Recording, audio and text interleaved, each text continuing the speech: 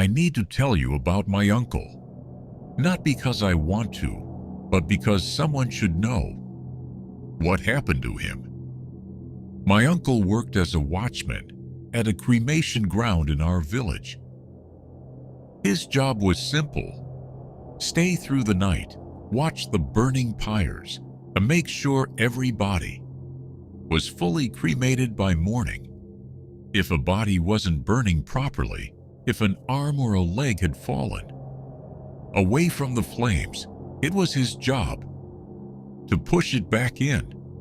Most people in our village wouldn't go near that place after dark, not for any amount of money.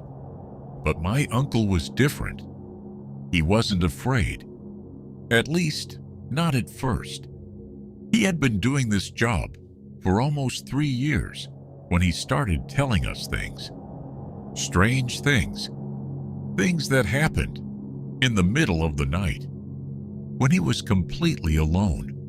The first thing he told us happened on a cold night in the middle of winter. He had eaten his dinner, laid down on his cot, and was just falling asleep when he felt it. Something grabbed his leg, not gently, not accidentally. Something grabbed his ankle with a firm, cold grip and slowly began dragging him toward the burning pyre.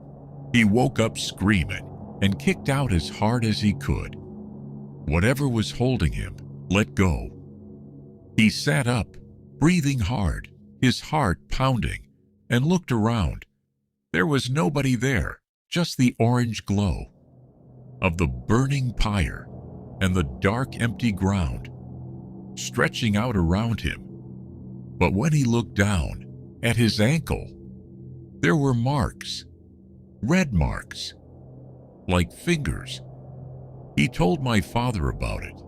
The next morning, my father told him to quit. My uncle laughed it off and went back that night. The second thing happened about 2 weeks later. He was awake this time, sitting near the fire, tending to a pyre that wasn't burning evenly, when he heard it. A voice coming from somewhere deep inside the cremation ground.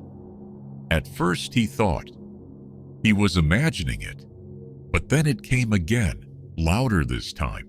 A voice screaming for help. Not an animal sound, a human voice screaming, "Help me, please. Somebody help me." My uncle stood up slowly, his hands shaking, and called out into the darkness. Nobody answered, just silence. And then the screaming started again, from a completely different direction, like whatever was making that sound had moved without walking. He ran to the entrance and didn't go back inside until morning.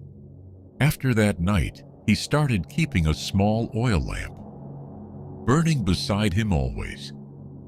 He said the darkness in that place was different from normal darkness. He said it felt alive, like it was watching him, like it was thinking. One of the older men pulled him aside one day and told him something very quietly.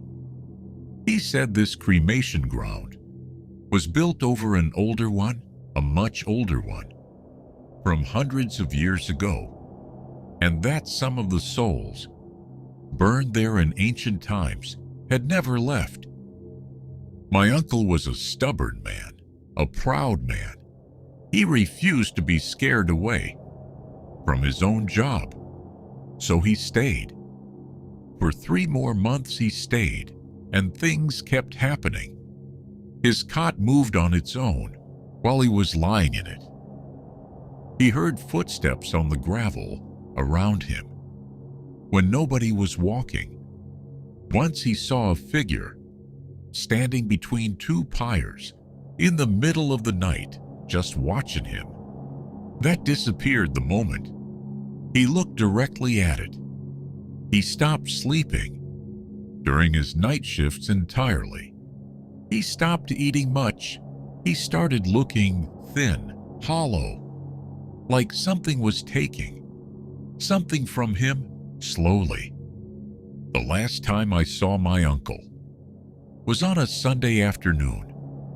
He came to our house for lunch. He was quiet the whole time. Didn't laugh like he used to. Didn't tell stories.